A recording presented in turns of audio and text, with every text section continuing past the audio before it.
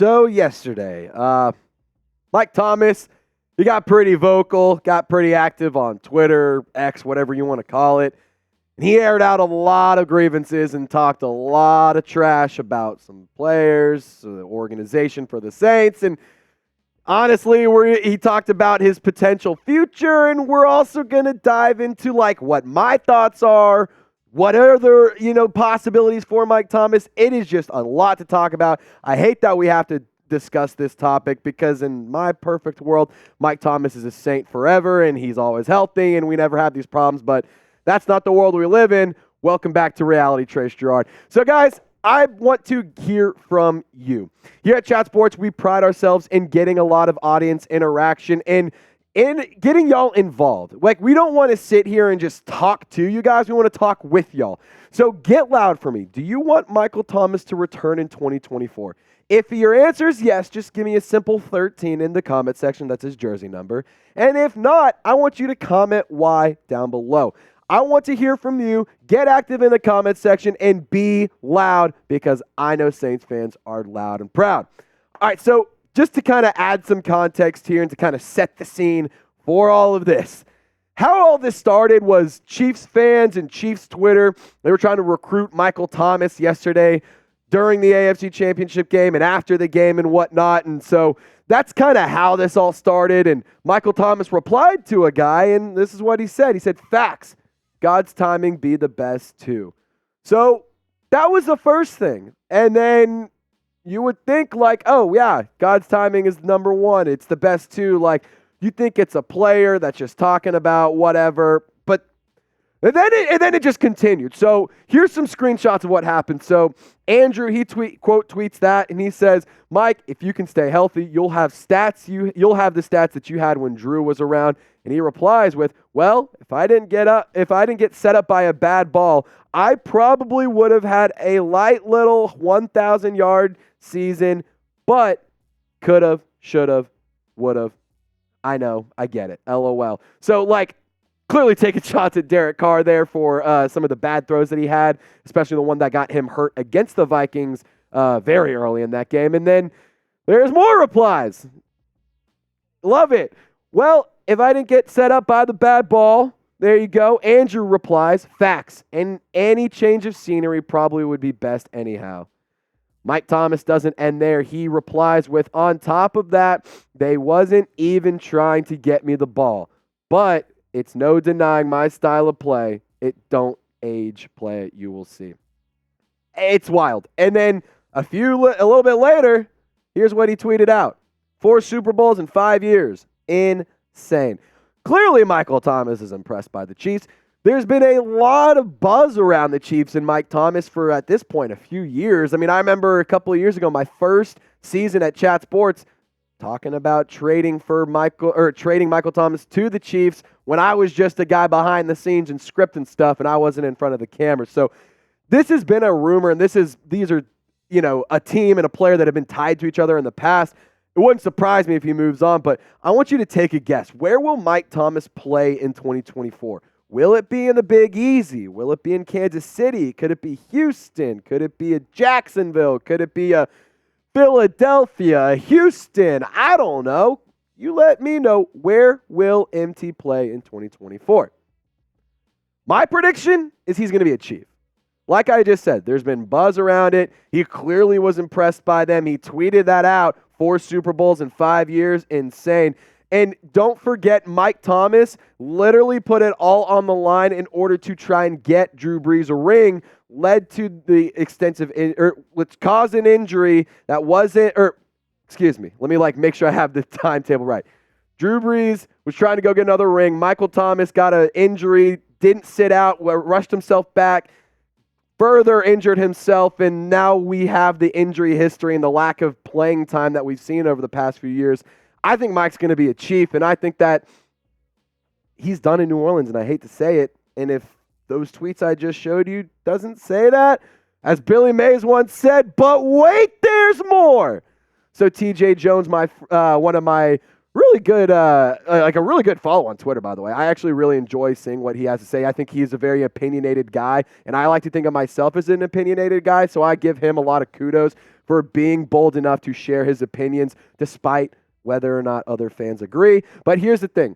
He said, if I didn't get set up by that bad ball, blah, blah, blah, blah. We read that tweet. Well, TJ, he quoted it and said, LOL, waiting for the Saints got rid of the cancer that is Michael Thomas report to come out, trying to gaslight the Dat Nation.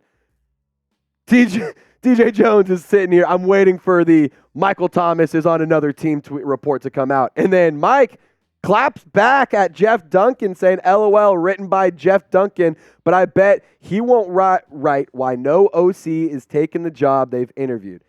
That's not a good look. It's all propaganda and politics. I play the sport the right way, and I will always rise. Yeah, it's not a great look. I don't for the player, for the team, for the organization. And here's the thing. I love Mike Thomas. Like, I want to make this explicitly clear. This is not a hit piece on Mike Thomas. This is not a I hate MT, these stink. This is not that kind of video. I actually want to give a lot of credit, and I want to sit here and congratulate and praise Michael Thomas for everything that he's done in New Orleans. I mean, he has battled adversity on top of adversity on top of adversity. He helped our sweet prince, our king, Drew Brees. He gave him another great year. And he tried to get him back to the Super Bowl and tried to get him another Lombardi trophy. But at the end of the day, it's time to move on. And I think both of those things can be true. I think you can appreciate and love Michael Thomas for what he did. But I think you can also look ahead and be like, you know what?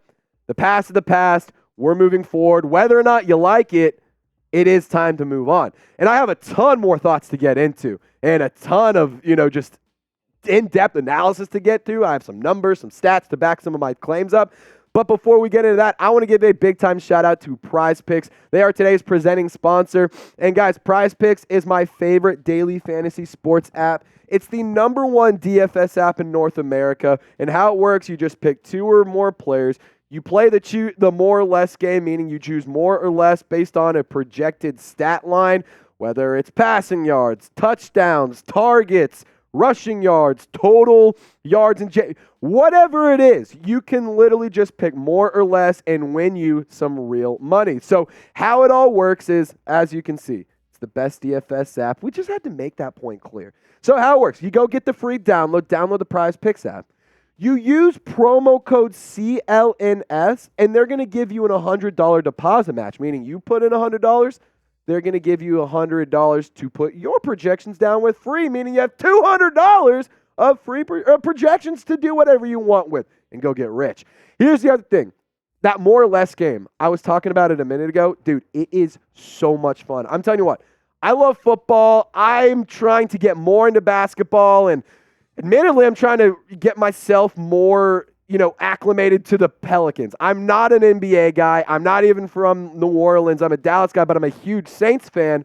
But I want to dive more into the Pelicans and see what they've been doing. So I've been putting a lot of projections down there. It's forced me to watch the games, and I'll tell you what, I've been having a blast doing it. And you can see that bottom note. You can win up to 25 times your money. So become a smarter fan, make yourself some real money, and go download Prize Picks. Use that code CLNS at prizepicks.com/CLNS to get that $100 deposit match. Shout out to Prize Picks. It's daily fantasy sports made easy. All that information in the comment section and description of this video because I love y'all. So pivoting towards we're moving forward. I want to finish with this. Dear Michael Thomas, thank you for everything. Thank you for risking it all. Thank you for laying your body on the line, for getting more injuries, and for playing at an incredibly high level for Drew Brees to try and get him one more ring. I want to start off, I want to just make that point clear. Thank you. Thank you, thank you, thank you. I also want to say this. There is a discrepancy I have and a little bit of why is this a problem? Mike Thomas wanted Carr in New Orleans.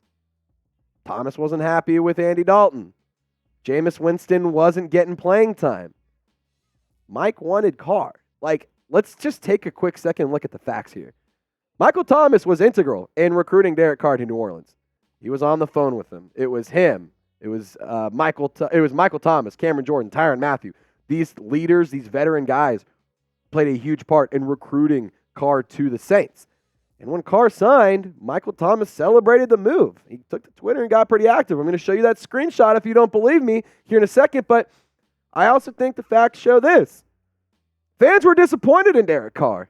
Whether you think that he played well, whether you think he played bad, whether you think he played somewhere in the middle, fans across the board were disappointed. They were expecting somebody that was going to play at a much higher and much higher level and much more productive than Andy Dalton did last year, or I guess 2 seasons ago at this point. But bad throws also led to wide receivers getting hurt. We saw Rashid Shaheed have a thigh injury. We saw Chris Olave have to deal with an injury. We also saw Michael Thomas have to deal with an injury as well. And if you guys don't believe me on that second note, here is that screenshot. The NFL, they tweeted it out when the Saints signed him. The Saints got their guy, Derek Carr, quarterback. You see it right there. Michael Thomas replies, "Thank you, Jesus." And my point on that is, I'm not sitting here saying that Mike Thomas needs to still be on Team Derek Carr. He still needs to be all in on DC4. Like, that's not my point. My point is, Mike Thomas wanted Carr here.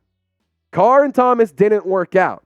Carr and Thomas's relationship led to a sour relationship with Thomas and the team. So whether that's, a reflection of Carr, a reflection of Thomas, I think it's a reflection of both of them. And I just, it's a bummer. Like, Thomas wanted Carr here.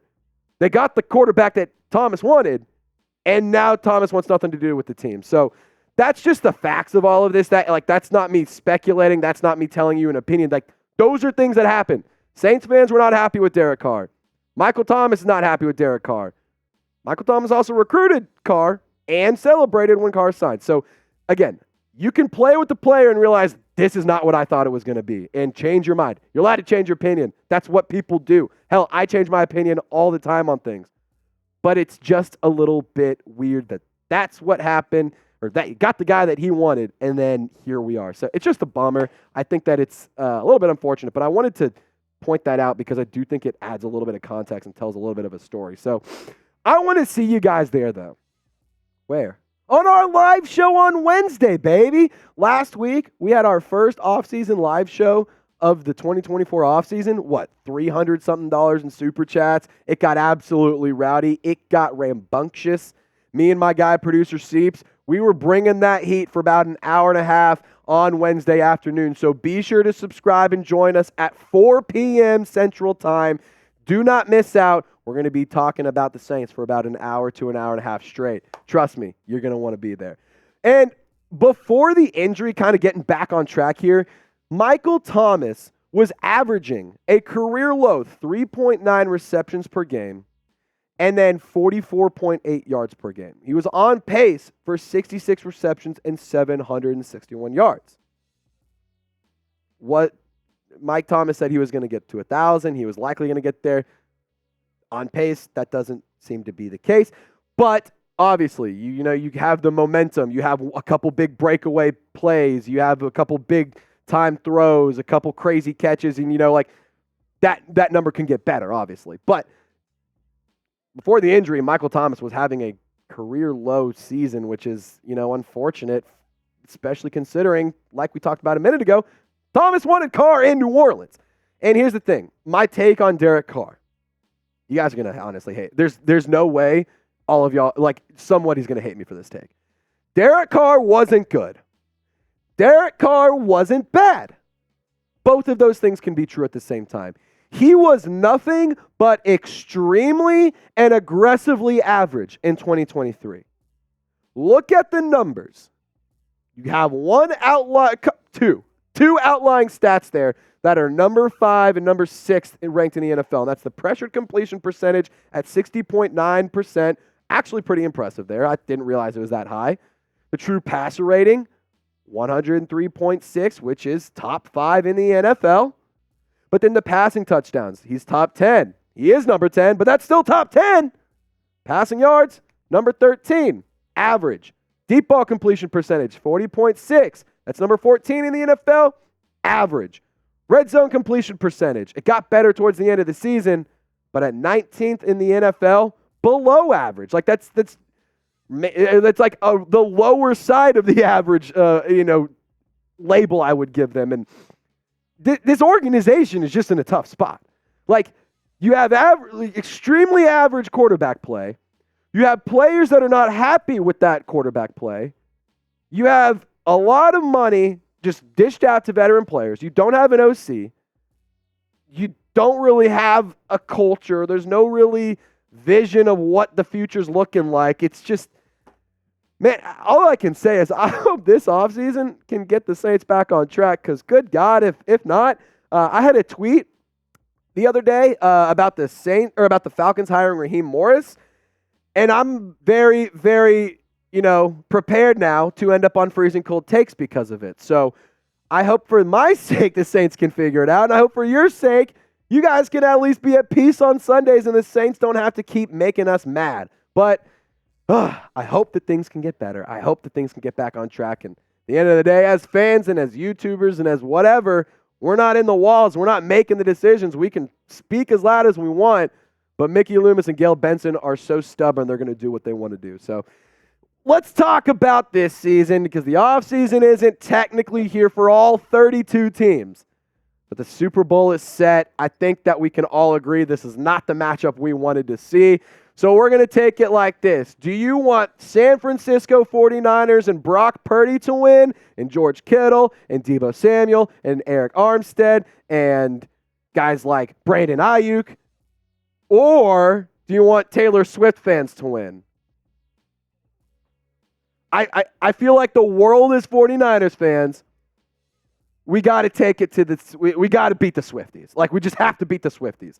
I think we can all just disregard our own fandom for one game, say, let's just beat the Swifties. So just give me an SF, give me a Casey, who you think's going to win the Super Bowl. Just want to have a little fun there at the end of the video. But guys, if you want to get more coverage, you want to get more content, give me a follow on social media, on X, Twitter, or X, formerly known as Twitter, Instagram, and TikTok. It's all the same handle.